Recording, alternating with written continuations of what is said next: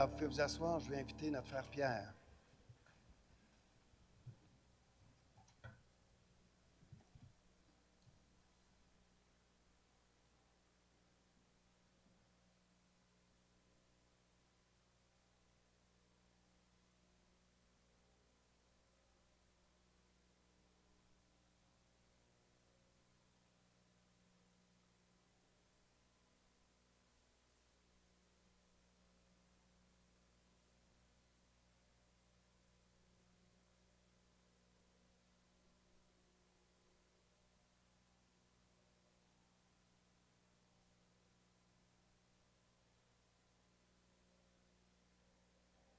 Bonjour à tous, vous allez bien? Très bien. J'espère qu'il y en a plusieurs ici qui ont profité de l'heure supplémentaire de sommeil. Ça peut aider de temps en temps, non? Je suis heureux de vous apporter la parole de Dieu aujourd'hui. Vous savez, comme c'est mon habitude, j'aime poser des questions en commençant le message. Aujourd'hui, j'en ai 3 pour vous. Alors, c'est un bonus, il y en a 3. Premièrement, qui aime les productions Disney ici? Levez la main. Ah oui, il y a quand même quelques personnes qui aiment les productions Disney, pas mal. Alors maintenant, on ne pourra pas entendre toutes les réponses, mais quelques-uns. Est-ce que quelqu'un pourrait me dire quel est son film Disney préféré? Ariel? Le Roi Lion? D'autres?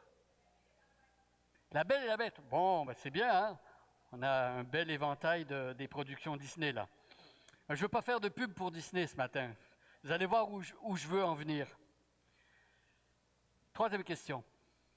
Savez-vous ce que plusieurs des films Disney ont en commun? Et là, je vais vous aider un peu. La fin, ben, c'est magnifique. Leur conclusion.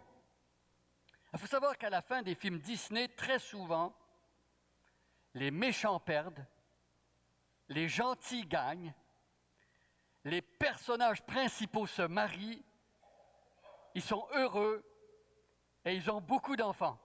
Vous avez déjà entendu ça? C'est comme ça que ça se passe souvent, hein? Alors j'aimerais vous dire ceci, il y a beaucoup de chrétiens qui pensent que le but du livre de Ruth, c'est de nous montrer le bonheur de Ruth avec Boaz et Naomi.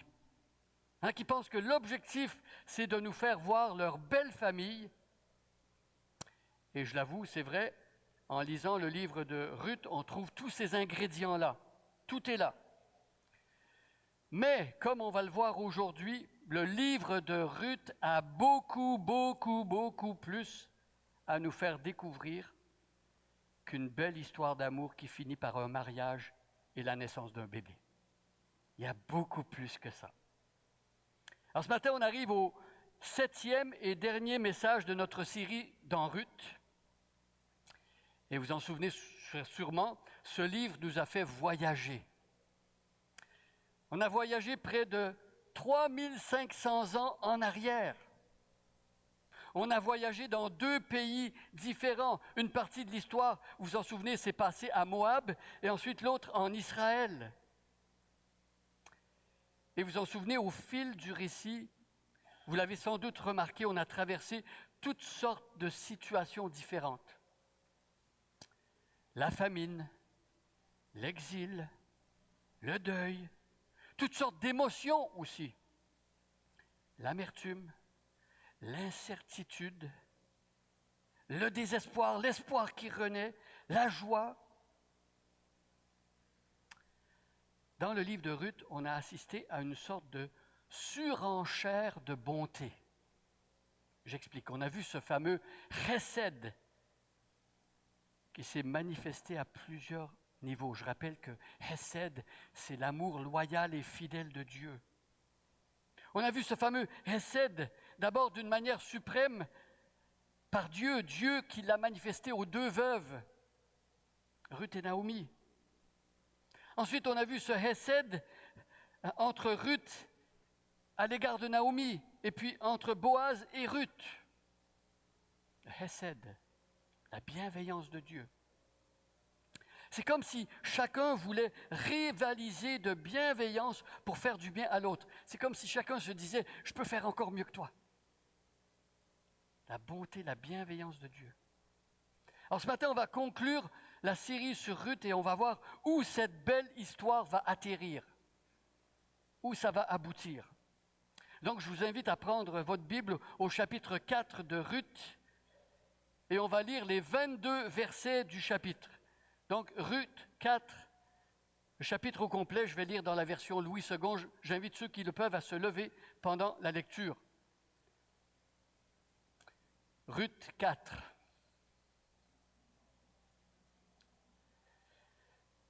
Boaz monta à la porte et s'y arrêta.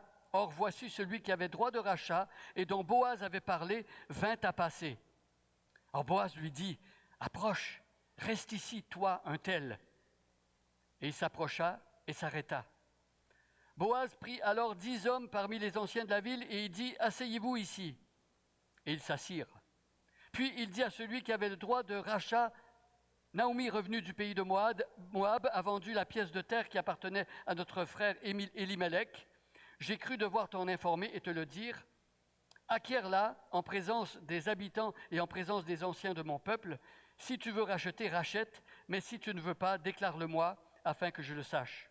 Car il n'y a personne avant toi qui ait le droit de rachat, et je l'ai après toi. » Et il répondit, « Je rachèterai. » Boaz dit, « Le jour où tu acquerras le champ de la main de Naomi, tu l'acquerras en même temps de Ruth, la Moabite, femme du défunt, pour relever le nom du défunt dans son héritage. » Et celui qui avait le droit de rachat répondit, « Oh, je ne puis pas racheter pour mon compte, crainte de détruire mon héritage. Prends pour toi mon droit de rachat, car je ne puis pas la racheter. » Autrefois en Israël, pour valider une affaire quelconque relative à un rachat ou à un échange, l'un ôtait son soulier et le donna à l'autre. Cela servait de témoignage en Israël. Celui qui avait le droit de rachat dit donc à Boaz, « Acquiers pour ton compte. » Et il ôta son soulier. Alors Boaz dit aux anciens et à tout le peuple, « Vous êtes témoins aujourd'hui que j'ai acquis de la main de Naomi tout ce qui appartenait à Elimelech, à Kijion et à Maclon, et que je me suis également acquis pour femme Ruth la Moabite, femme de Maclon, pour relever le nom du défunt dans son héritage, et afin que le nom du défunt ne soit pas retranché d'entre ses frères et de la porte de son lieu. Vous en êtes témoins aujourd'hui. » Tout le peuple qui était à la porte et les anciens dirent, « Nous en sommes témoins. Que l'Éternel rende la femme qui entre dans ta maison semblable à Rachel et Léa, qui toutes les deux ont bâti la maison d'Israël. Manifeste ta force dans Ephrata et fais-toi un nom dans Bethléem. Puisse la postérité que l'Éternel te donnera par cette jeune femme rendre la maison semblable à la maison de Péretz, qui fut enfantée à Juda par Tamar. » Boaz prit Ruth, qui devint sa femme, et il alla vers elle. L'Éternel permit à Ruth de concevoir, et elle enfanta un fils. Les femmes dirent à Naomi, « Béni soit l'Éternel qui ne t'a point laissé manquer aujourd'hui d'un homme ayant droit de rachat, et dont le nom sera célébré en Israël. Cet enfant restaurera ton âme et sera le soutien de ta vieillesse, car ta belle-fille qui t'aime l'a enfanté, et elle qui vaut mieux pour toi que 7 fils. » Naomi prit l'enfant et le mit sur son sein, et elle fut sa garde. Les voisines lui donnèrent un nom en disant, « Un fils est né à Naomi. » Et elles l'appelèrent Obed. Ce fut le père d'Isaïe, père de David. Voici la postérité de Péretz. Péretz engendra Hetzron. Hetzron engendra Ram. Ram engendra Abinadab. Aminadab engendra Nachton. Nachron engendra Salmon. Salmon engendra Boaz. Boaz engendra Obed. Obed engendra Isaïe. Et Isaïe engendra David. Jusqu'ici la lecture, je vous invite à vous asseoir et je vais prier. Seigneur notre Dieu, merci pour ce livre de Ruth qui nous a enseigné, qui nous a appris à mieux te connaître. Seigneur, aujourd'hui nous arrivons à la fin de ce livre et nous te prions de continuer à nous instruire, de nous montrer ton plan magnifique, de nous montrer ton chesed, ton amour glorieux, Seigneur. Touche nos cœurs aujourd'hui, au nom de Jésus. Amen. Amen. Alors, il y a 3 semaines, pour ceux qui étaient là, vous vous en souviendrez, Luc Saint-Germain nous avait laissé en plein suspense. Après la rencontre entre Boaz et Ruth au milieu de la nuit sur l'aire de vannage, Boaz avait manifesté à Ruth un désir de la racheter, mais il lui avait dit qu'il n'était pas le premier sur la liste. Il y avait un parent plus proche qui avait le droit d'intervenir avant lui. Vous voyez, l'intrigue est à son comble. À la fin du chapitre 3, on ne savait pas si le plan de séduction que Naomi avait échafaudé, on ne savait pas si son plan allait réussir. Ce proche parent pouvait venir brouiller toutes les cartes. Lui, cet homme, il allait pouvoir peut-être racheter le terrain d'Élimélec et épouser Ruth. Voyez, on avait donc quitté Ruth chapitre 3 avec ces paroles de Naomi, et je cite, « Boaz ne se donnera pas de repos jusqu'à ce qu'il ait réglé l'affaire. » Est-ce qu'il va mener sa mission avec succès? Il y a 3 semaines, on ne le savait pas encore. Mais on va le découvrir aujourd'hui. Alors, voici le plan que je vous propose ce matin. Un plan en 3 points qui correspond au titre du message. Premier point, un rachat. Deuxième point, un mariage. Troisième point, une lignée. C'est le titre du message. Rachat, mariage, lignée. Alors au début du chapitre 4, on retrouve effectivement Boaz qui est en train de s'occuper du dossier. C'est ce qu'il avait dit à la fin du chapitre 3. Vous voyez, Boaz n'est pas le type de personne à laisser traîner les choses. Boaz n'a pas l'intention de remettre ses engagements à plus tard, comme ça nous arrive à nous, malheureusement, de le faire. C'est déjà arrivé ça à vous? Tu as quelque chose à faire, tu dis, « Ah, demain, mañana. » Hein? Boaz n'est pas de ce type-là. Boaz prend cette situation à bras-le-corps. Et il y a 2 choses qui le motivent. Premièrement, il a à cœur de plaire à Dieu. On l'a vu, Boaz, c'est un homme intègre, un homme de Dieu. Et deuxièmement, oui, il faut l'avouer, Boaz aime Ruth. Son cœur commence à battre très très fort. Il aime Ruth. Or, on le retrouve donc aux portes de Bethléem, là où toutes les affaires se passent. C'était aux portes de la ville que les affaires se passaient. Par exemple, les échanges, les transactions, les rencontres, les questions administratives, tout se décidait là. C'est aussi aux portes de la ville qu'on rendait la justice. Et là, tout juste au moment où il arrive, survint ce proche parent qui peut racheter le terrain d'Élimélec. Et là, on se dit, coïncidence? Pas du tout. Pas du tout. L'auteur de Ruth nous fait comprendre que ce qui semble être un coup de chance, c'est en fait une rencontre téléguidée par Dieu. Et d'ailleurs, tout au long du livre de Ruth, on l'a bien vu, Dieu est au contrôle de chaque détail du récit. C'est beau. Je ne sais pas si on en a toujours conscience, nous, mais en fait, c'est exactement la même chose pour nos vies. Dieu nous guide, même quand on ne le voit pas, même quand c'est difficile, même quand on ne comprend pas. Dieu nous guide. Dieu est souverain. Alors au verset 1, il y a un petit détail du texte qui ne ressort pas nécessairement dans nos traductions françaises, mais ce petit détail, il est évident quand on lit dans la langue originale de l'Ancien Testament, dans l'hébreu. Alors on voit que ce proche parent que Boaz connaît certainement, pourquoi est-ce qu'il connaîtrait certainement ce proche parent? Parce qu'il habite dans une petite ville où tout le monde se connaît. Mais vous l'avez sans doute remarqué, ce proche parent, il n'est même pas nommé par son nom dans le texte. On ne le nomme même pas par son nom. on parle de celui qui a le droit de rachat, sans dire son nom. Il est question de un tel.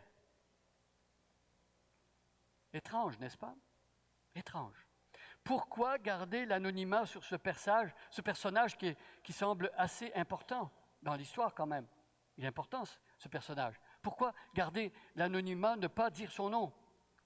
Ben, c'est parce que, comme on va le découvrir dans la suite de l'histoire, sa façon de réagir quand Boaz lui parle de racheter la propriété d'Élimélec, sa façon d'agir est tout sauf correcte. La loi de Moïse jugeait comme un devoir sacré le rachat des biens d'un défunt de la famille. Il fallait que les terres restent dans le clan d'origine du mort. C'est un droit sacré, un devoir sacré. Et la Torah considérait aussi comme une priorité absolue qu'un proche parent épouse la veuve pour lui donner une descendance. Voyez? Or, ici, dans le texte, ce proche parent refuse de remplir son devoir. Il refuse. C'est un déshonneur. C'est une honte. En français, on pourrait traduire celui qui a le droit de rachat, ou monsieur un tel, on pourrait traduire ça par c'est quoi son nom encore? Vous voyez dans le texte? On parle de lui comme c'est quoi son nom encore? On fait tout pour ne pas dire son nom. C'est un peu comme si pour l'auteur du livre de Ruth, il ne valait même pas la peine de le nommer tellement sa décision était dégradante pour toute la famille. Voyez? Remarquez au verset 3 et 4 la façon dont Boaz présente son projet de rachat à M. Untel. Ça, c'est très intéressant aussi. Une fois qu'il est arrivé à la porte de la ville, une fois qu'il rencontre cet homme-là dans la famille, eh bien, il a une stratégie. On voit que rien n'est improvisé. Rien n'est laissé au hasard. Boaz a bien réfléchi avant de parler à cet homme-là. Et je dirais que Boaz peut nous servir d'exemple à nous qui parfois fonçons tête baissée sans trop réfléchir quand on a des projets. Ça vous arrive ça parfois? On y va, on ne réfléchit pas. Boaz, c'est pas comme ça. Il a réfléchi. Alors voyez comment il a réfléchi. Boaz rappelle d'abord à M. Untel le texte du Lévitique. Lévitique chapitre 25. Dans ce texte-là, il est question d'acquérir le terrain d'un défunt.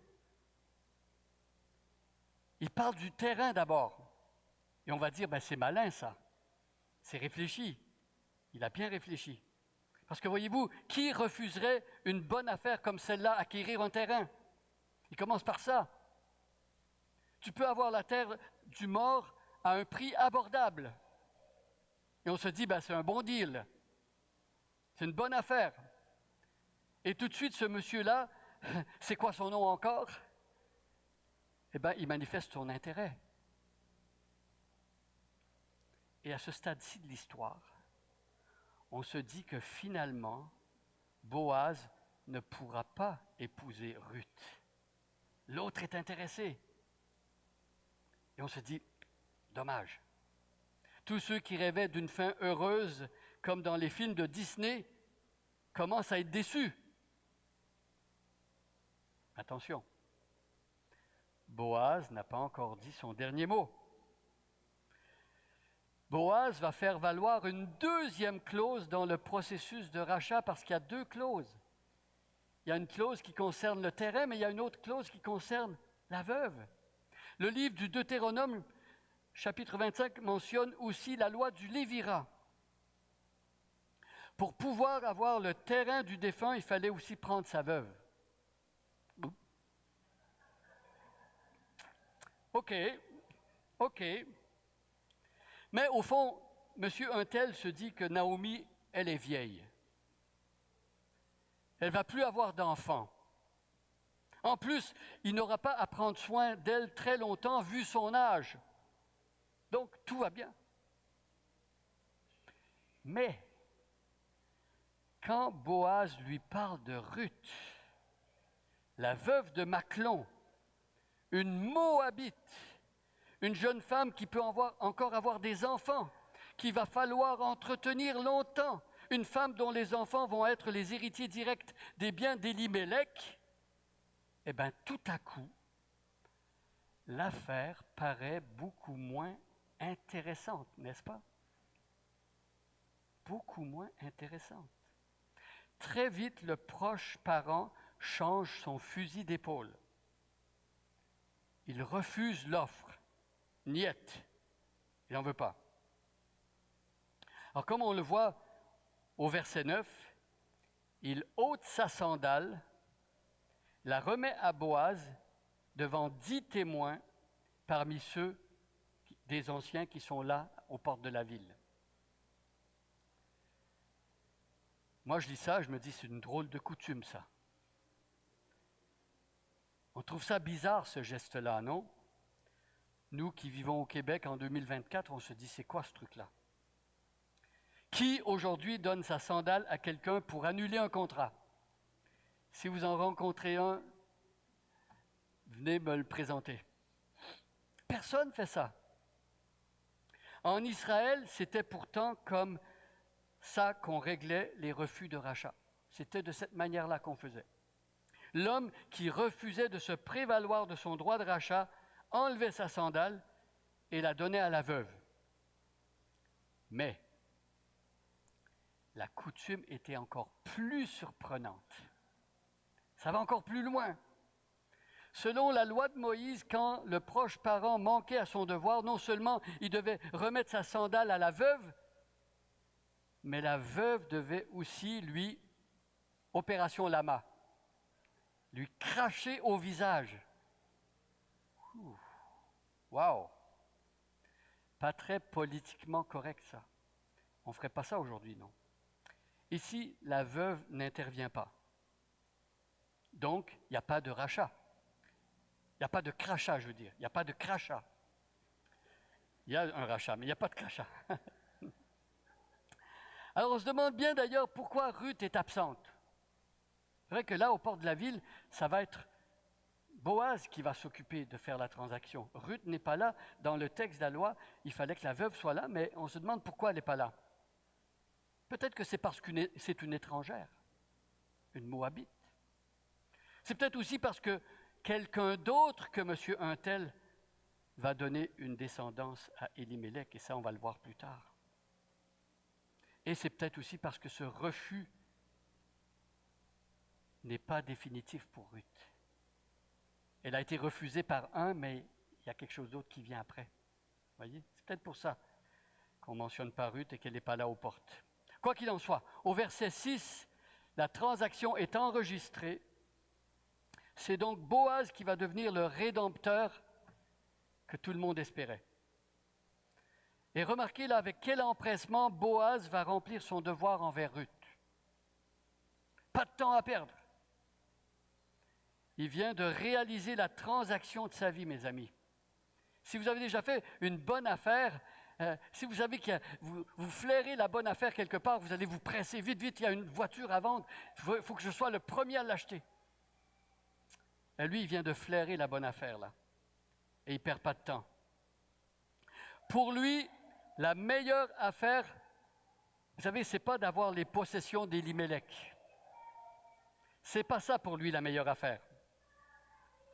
Le jackpot pour Boaz, c'est d'épouser Ruth, la Moabite. Ruth, la Moabite, elle est belle, hein? Ouais. C'est pour ça qu'il avait remarqué dans son chant.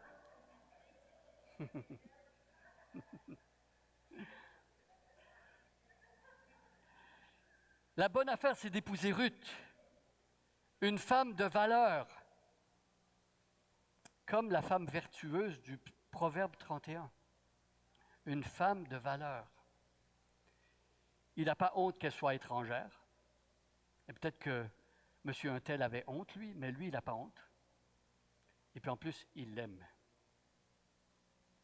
Alors, il fait valider la transaction par les 10 témoins présents à la porte. Et j'aimerais souligner ici que Boaz, qui est dans la joie, il n'est pas le seul à être dans la joie. Imaginez la scène. Toute la ville est en liesse. C'est la fête au village. c'est le cas de le dire. On va aller aux noces. Magnifique. Et à partir du verset 11, les vœux et les prières fusent de toutes parts, comme les feux d'artifice du 24 juin. C'est des feux d'artifice de louange envers Dieu. Il y a d'abord les anciens de la ville qui souhaitent leurs meilleurs vœux aux nouveaux mariés. Et là, leur prière est intéressante. Ils prient que Ruth soit comme Rachel et Léa. Et là, on se demande, nous, quel est le sens de cette prière? Qu'est-ce que ça veut dire? Rachel et Léa, ce sont les deux femmes de Jacob qui ont eu 12 fils et une fille. Elles ont été fécondes. Les anciens comparent Ruth aux deux fondatrices du peuple d'Israël. Wow! Et les anciens prient pour qu'il y ait une sorte de refondation du peuple de Dieu après 4 siècles d'anarchie où chacun faisait comme bon lui semblait. On vient de traverser 400 ans où chacun faisait comme bon lui semble. Et là, avec la naissance du bébé et le mariage, ça va être quelque chose de nouveau. Et donc, il prie comme une sorte de refondation du peuple de Dieu. C'est comme une prière prophétique, en fait.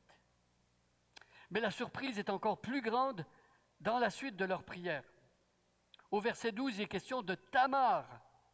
Alors, qui est Tamar? Qui est cette femme? Tamar, c'est une Cananéenne, une étrangère qui a épousé Er, l'un des fils de Juda. Alors, Er est mort, sans laisser de descendants. Son frère Onan a pris Tamar comme femme, mais il lui a refusé de lui donner une descendance. Donc Tamar, une étrangère dans le territoire d'Israël, est livrée à elle-même, sans ressources, sans protection. Tamar a dû se prostituer et c'est son beau-père Juda qui va finir par lui donner un fils. Après qu'elle l'ait piégé, elle s'est déguisée et puis lui, il ne savait pas qu'il couchait avec sa belle-fille. Voyez?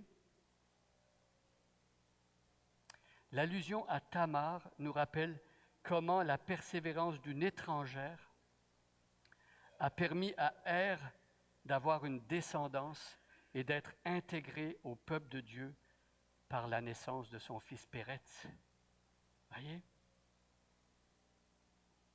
Les témoins de Boaz prient que Ruth la Moabite et sa descendance soient aussi pleinement intégrés au peuple de Dieu comme Tamar et son fils.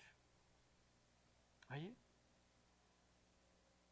Donc ça, ce sont les vœux des anciens. Alors après les vœux des anciens, le texte nous présente le mariage de Boaz et Ruth. On se dit, ah, enfin, le mariage. On s'attendrait à ce que ce grand moment soit relaté avec plein de détails croustillants. La couleur de la robe de mariée, plein de choses comme ça, mais non. Le mariage n'est mentionné qu'au verset 13, comme en passant très vite. Pourquoi ne pas avoir élaboré sur ce beau moment que tout le monde attend depuis si longtemps? Le chapitre 4 nous montre que la vraie raison pour laquelle tout le livre a été écrit, ce n'est pas le mariage. C'est pour raconter comment Boaz et Ruth ont accompli le plan de rédemption divin au-delà de tout ce qu'on aurait pu imaginer. La rédemption de Naomi et Ruth pointe également vers une rédemption infiniment plus grande que celle qui a été vécue par les deux veuves. Ruth, chapitre 4, nous montre qu'il y a un personnage encore plus important que Boaz dans l'histoire. Et je dirais que c'est le cas aussi pour Joseph dans l'Ancien Testament, lui qui était le premier ministre de Pharaon. Il y a un personnage plus important que Joseph dans l'histoire de Joseph. C'est comme l'histoire de David qui tue le géant Goliath. Il y a un personnage plus important que David dans l'histoire de David et Goliath. Voyez? Le personnage principal de Ruth, c'est celui que la généalogie du verset 21 annonce. Le vrai héros, c'est le roi que Dieu a préparé depuis longtemps. C'est lui le vrai héros. On va regarder à présent l'autre groupe qui loue Dieu après la naissance d'Obed. Il y avait les anciens avant le mariage. Maintenant, il y a encore un autre groupe qui va louer Dieu après la naissance du bébé. Alors, après la naissance d'Obed, les femmes font monter vers Dieu comme une sorte de florilège de louanges. Un florilège de louanges. Et leur prière concerne Naomi. Intéressant, hein? Naomi. J'aimerais qu'on retrace un instant le parcours de Naomi dans le livre de Ruth depuis le chapitre 1. On se souvient, au début de l'histoire, Naomi et Élimélec ont été désobéissants. Ils sont partis dans un pays ennemi. Le rêve de Naomi de réussir à Moab a viré au cauchemar. Elle a perdu les 3 hommes de sa famille et au bout de 10 ans, quand elle décide de revenir, Naomi est une femme brisée, ruinée, amère. Alors, quelques mois après son retour, peut-être 1 an et demi, voyez que tout a changé. Comment est-ce possible? Aux hommes, cela est impossible, mais à Dieu, tout est possible. Dieu est intervenu. Et les femmes au port de la ville célèbrent la grâce que Dieu a faite à Naomi. Naomi a été rachetée. Dieu lui a donné une descendance. C'est Obed qui va relever le nom de son défunt mari Élimélec. Les femmes voient que Dieu a manifesté son hesed envers une vieille veuve absolument incapable de se sortir de sa misère elle-même. Elle ne pouvait rien faire. Vous savez quoi? C'est exactement la même chose pour nous quand on découvre l'Évangile. On ne peut absolument rien faire pour sortir de notre misère. Si on sort, c'est Dieu qui doit le faire. Et voyez ici que la joie qui en résulte ne peut pas être contenue. On ne peut pas l'étouffer, cette joie-là. Et les femmes ici débordent de joie. Et quand j'ai regardé à cela, quelqu'un qui déborde de joie en voyant la grâce de Dieu, j'ai pensé à notre ami Barnabas, dans le livre des Actes des Apôtres au chapitre 11. Les 12 apôtres ont envoyé Barnabas, le fils d'exhortation, à Antioche pour s'occuper d'une nouvelle église qui venait d'être implantée.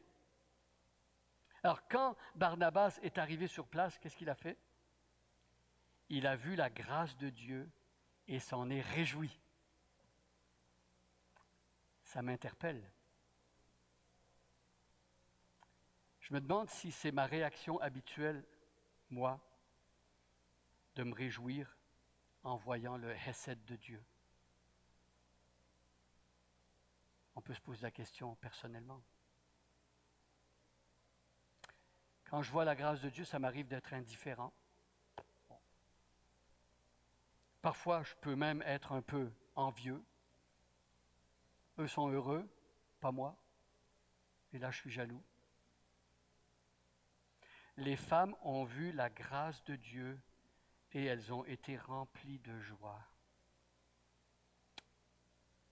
Les amis, je pense qu'on doit apprendre à voir le hesed de Dieu dans la vie des autres et à nous réjouir avec eux. Se réjouir avec ceux qui se réjouissent. Alors à la fin de Ruth 4, l'ambiance du chapitre 1 a complètement disparu. Les choses anciennes sont passées, toutes choses sont devenues nouvelles. La femme endeuillée, désespérée, amère du début, a fini par surmonter son deuil. Dieu l'a consolée. Dieu lui a redonné de l'espoir. Dieu a changé son amertume en joie. Dieu a changé son malheur en bonheur. Le livre qui commence par la mort se termine par la vie, une naissance. L'histoire qui commence par la famine finit par la fécondité, une naissance.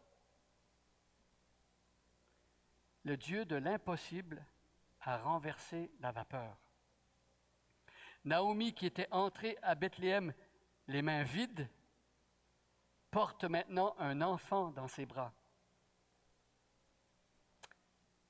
On se dit que le livre de Ruth aurait très bien pu se terminer sur cette note-là, et ça aurait été parfait.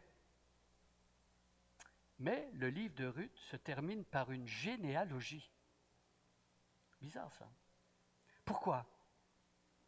Pourquoi? Permettez-moi de vous suggérer quelques pistes de réflexion. La généalogie, il me semble, sert à montrer que le plan de Dieu ne s'arrête pas avec Ruth et Boaz.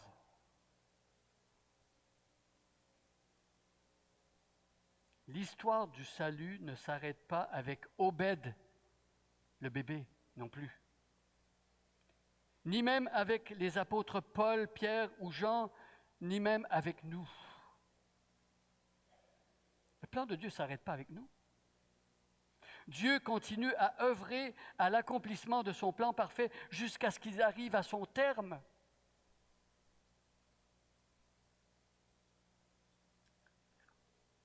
Ruth se termine avec la mention de David.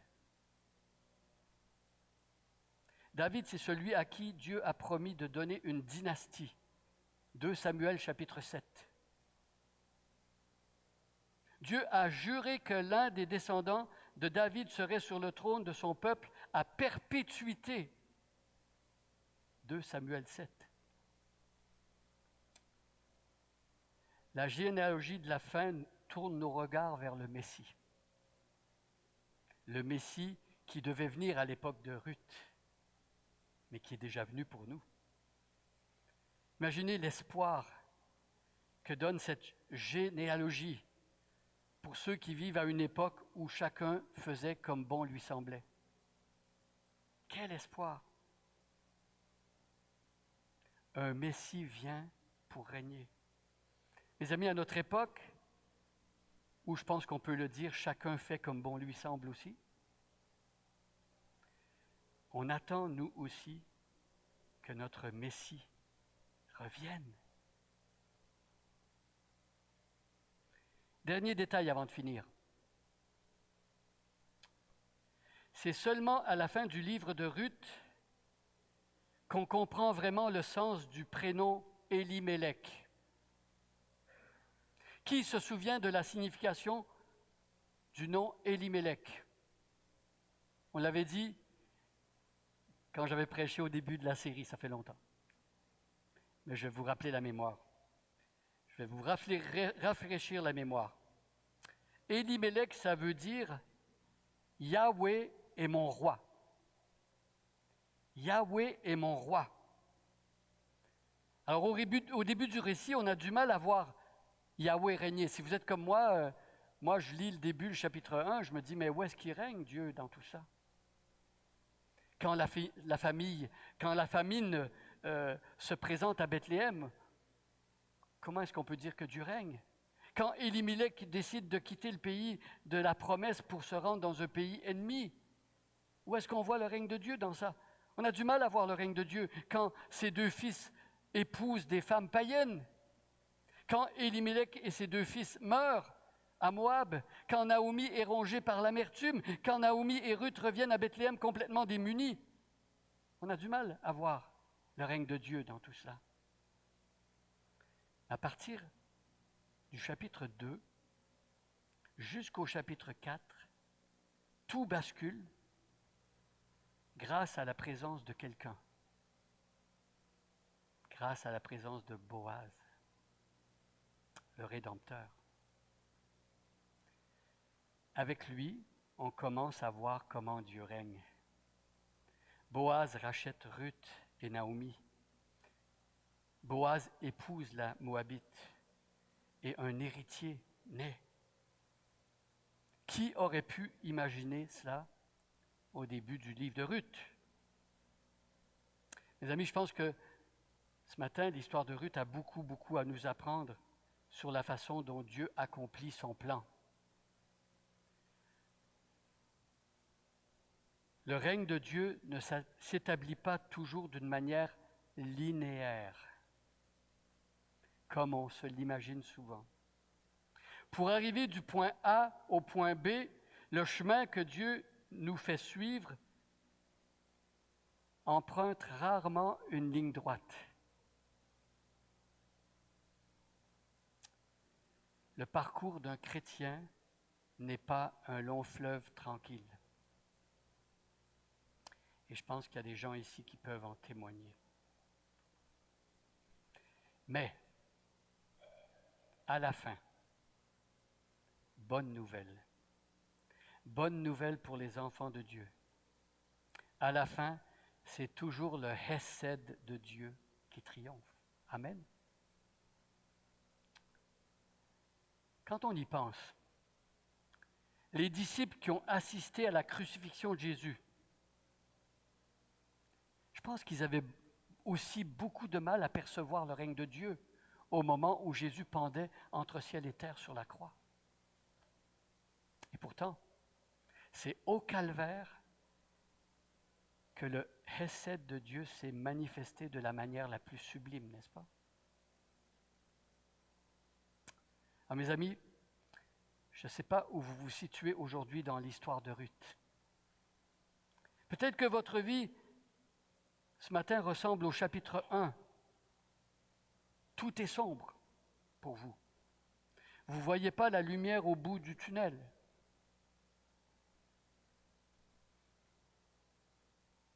Peut-être que certains d'entre vous se voient plutôt au chapitre 2.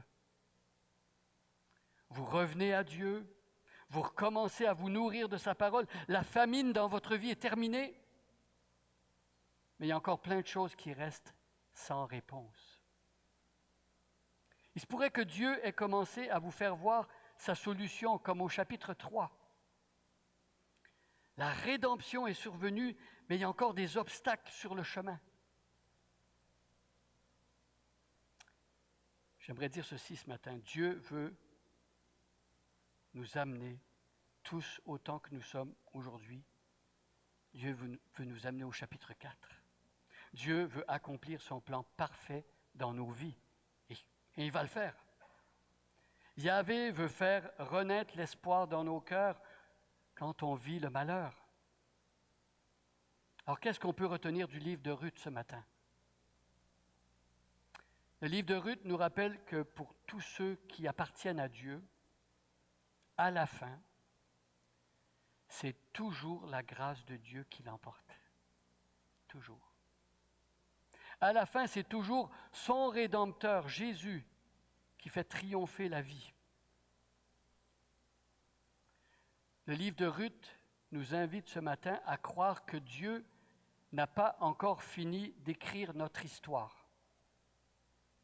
Parfois, on pense que c'est fini. On a tellement de difficultés, on se dit c'est la fin, il n'y aura plus rien. Dieu n'a pas fini d'écrire notre histoire. Comme Dieu n'avait pas fini d'écrire l'histoire de Ruth et Naomi au chapitre 1. Le livre de Ruth nous invite ce matin à croire que son plan dépasse tous nos calculs, toutes nos prévisions, toutes nos hypothèses, tout ce qu'on peut imaginer ou même penser. Le livre de Ruth nous invite à croire que Dieu veut nous donner un rôle dans sa grande histoire de salut dont nous ne sommes pas les héros, dont le Messie est le héros. Vous savez, dans votre vie, ce n'est pas vous le héros, ce n'est pas moi le héros, c'est le Messie. Dieu veut nous donner un rôle malgré les épreuves, les obstacles, malgré toutes les déconvenues qu'on a pu trouver dans notre route. Et enfin, le livre de Ruth nous invite à venir à Jésus, qui a payé entièrement notre rachat au prix de son propre sang. Prions. Oh Seigneur notre Dieu, merci Seigneur parce que tu fais triompher ton Hesed, ta grâce, ton amour. Merci Seigneur parce que tu nous as suscité un puissant Rédempteur à nous aussi. Merci parce que tu fais triompher la vie dans nos vies. Merci Seigneur parce que tu ne nous as pas oubliés, comme tu n'avais pas oublié Naomi ou Ruth dans leur malheur. Merci parce que tu es le Dieu de grâce qui nous aime et qui nous aimera toujours. Amen.